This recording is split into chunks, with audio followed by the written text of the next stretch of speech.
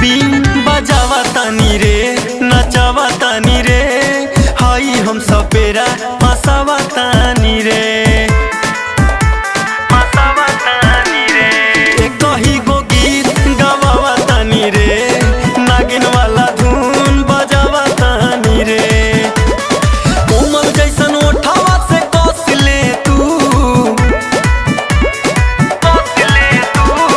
कोमल जैसन ओठावा से बस ले तू बनी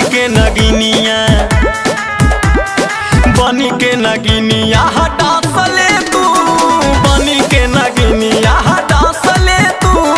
बनी के नगिनिया हटा सले तू बनी के नगिनिया।